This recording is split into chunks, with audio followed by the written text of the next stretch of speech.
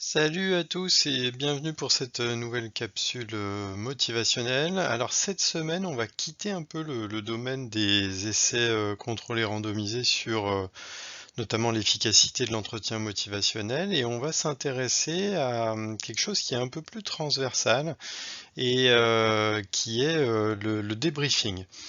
Comment est-ce qu'on débriefe? Alors le débriefing, vous savez, c'est quelque chose qui intéresse pas mal de monde. Donc ça intéresse évidemment les gens qui pratiquent en EM parce qu'on fait très régulièrement des supervisions et des intervisions, c'est-à-dire des écoutes d'enregistrement avec ou sans verbatim et on doit aider, guider l'apprenant en fait pour améliorer ses compétences en EM. Donc vous voyez que ça existe évidemment dans tout un tas d'autres domaines, hein, notamment en psychothérapie. Ça va intéresser tous les gens qui font de la simulation en santé, de savoir comment on débrief. Ça va intéresser aussi tous les enseignants qui à un moment donné doivent s'adresser à des étudiants pour leur proposer un feedback sur leur performance. Et donc évidemment la difficulté elle est en lien avec aujourd'hui on va dire la sacro-sainte bienveillance, c'est-à-dire comment présenter les choses pour maintenir un climat favorable aux apprentissages tout en effectuant quand même un retour un peu factuel sur la performance des individus. Donc vous voyez que j'ai choisi le papier de Rudolph qui date de 2007 où on parle de debriefing with good judgment. Donc vous noterez quand même qu'on utilise le mot jugement, c'est-à-dire qu'on là pour le coup on met un petit peu les pieds dans le plat. Et ça a été traduit, on pourrait le traduire par débriefer avec un jugement juste. Il y a une équipe française qui l'a traduite par débriefer avec discernement. Donc on va un petit peu détailler ce qui est dit dans ce papier et je pense que ça peut vraiment aider tout le monde.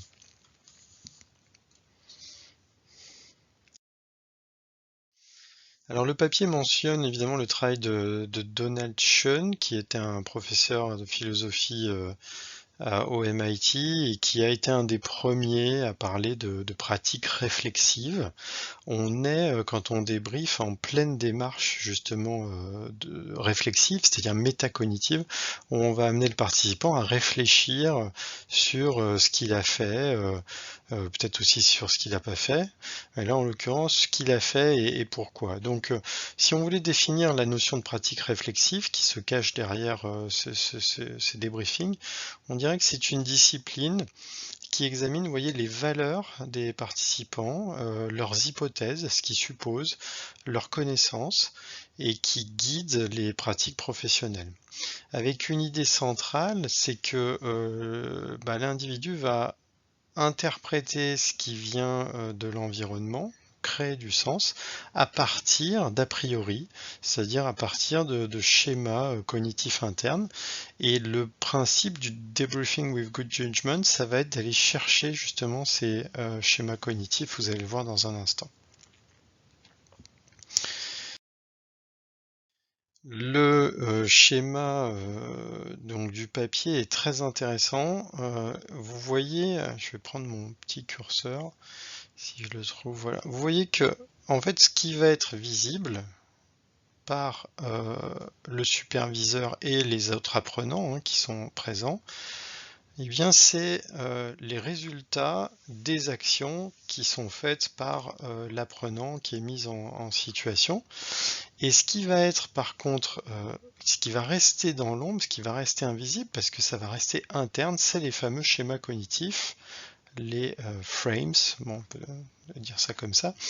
Et donc l'idée, ça va être de partir des résultats et des actions pour essayer de remonter sur les schémas cognitifs de l'individu. Et vous le verrez tout à l'heure, donc on va aller dans ce sens avec l'idée en fait de rendre l'invisible visible entre guillemets.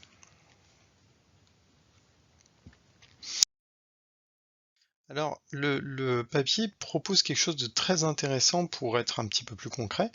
Il propose quelques exemples pour comparer l'approche classique, qui est l'approche, allez, on va dire de jugement pur. On parle de shame and blame, c'est-à-dire les approches vraiment un petit peu rudes, où on critique ouvertement les participants. Alors c'est plus trop quelque chose qu'on fait, mais ou en tout cas on peut le faire des moments, mais sans le vouloir, bien malheureusement. Je les compare avec l'approche non jugeante, on peut dire l'approche un petit peu standard, qui est la plus communément répandue, et avec l'approche de jugement juste, ou debriefing with good judgment, ou appelez ça comme vous voudrez, ou débriefer donc avec discernement. Alors vous voyez que les objectifs de l'instructeur ne sont pas les mêmes, c'est-à-dire que dans les deux premiers cas, l'idée c'est d'amener le participant au changement, alors que dans le jugement juste, on va surtout se focaliser sur le fait d'amener un contexte d'apprentissage. Et donc on espère plutôt que le participant va travailler, c'est-à-dire qu'il y a plus de travail du participant. Et vous le voyez aussi dans ce qu'on appelle la focalisation, elle est externe dans les deux premiers cas, c'est-à-dire que c'est vraiment du superviseur que va venir l'information ou des autres participants pour que le participant change, alors que ici l'idée c'est vraiment de mettre ce contexte pour que le participant travaille le plus en autonomie possible. C'est pour ça que les jugements externes en fait ne sont pas très importants. C'est un principe, on va dire, socratique, de maïeutique. Qui détient la vérité à propos de la situation? Eh bien, dans les deux premiers cas, c'est un peu l'instructeur et ceux qui ont conçu, par exemple, le scénario, si on est en simulation de santé, alors que dans le debriefing with good judgment, eh bien, ça peut être un peu n'importe qui. C'est-à-dire qu'il y a une ouverture d'esprit à laisser une place, en fait, pour des interprétations différentes et ouvrir, on va dire, un champ des possibles. Là aussi, qui doit s'efforcer à comprendre la situation? Donc vous voyez, on a un apprentissage un peu paternaliste dans les deux premières situations, et puis dans le jugement juste, c'est surtout l'instructeur qui travaille et qui doit essayer de s'efforcer de comprendre qu'est-ce qui se passe dans la tête du participant pour l'aider au mieux. Alors si on va sur cette ligne qui est le plus intéressant, je pense, c'est le fait de proposer des exemples types. Dans le jugement, vous voyez, c'est par exemple l'instructeur qui dirait à l'apprenant à ce moment-là, tu n'as pas fait la bonne action. Vous notez que j'utilise le mot instructeur, c'est peut-être pas un joli mot, parce que c'est peut-être encore un mot qui ancre le paternalisme, mais c'est pour pouvoir communiquer simplement. Dans l'approche non jugeante, et qui est un grand classique qu'on entend toujours en supervision, intervision, c'est à ce moment-là, qu'est-ce que tu aurais pu faire de différent ou de mieux? Eh bien, dans l'approche du jugement juste, on va utiliser on va dire une forme de communication qui les anglo-saxons appellent advocacy inquiry, qui est, si vous voulez, différent du questionnement socratique, où dans le questionnement socratique, on pose essentiellement des questions pour faire réfléchir l'individu et le pousser en maïeutique. Là, en fait, dans cette approche, on va partir d'un état de fait, c'est-à-dire d'une constatation, qui peut être aussi un ressenti chez le superviseur, et derrière, on va demander le ressenti du supervisé. Et donc ça donnerait à ce moment, j'ai remarqué que X ou Y, et cela m'a préoccupé pour telle ou telle raison, et comment toi, est-ce que tu l'as perçu?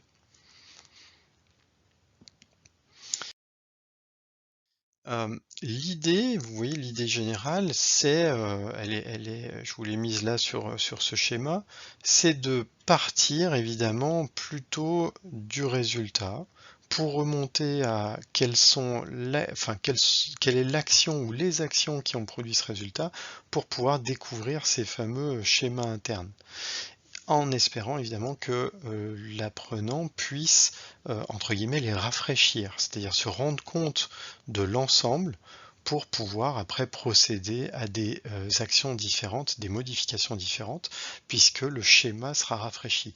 Si on ne fait que changer les actions et les résultats, il y a moins de chances que le schéma cognitif interne change. Donc vous voyez que ce qu'il faut retenir, c'est que tout ça, ça se fait dans un certain style conversationnel qui n'est pas le style socratique et qui a pour but de rendre l'invisible visible, c'est-à-dire aller chercher ces fameux schémas cognitifs. Je vous invite à lire cet article qui est assez passionnant et nous reviendrons bientôt dans une nouvelle capsule motivationnelle sur ces notions de débriefing qui sont très utiles et très intéressantes. À bientôt!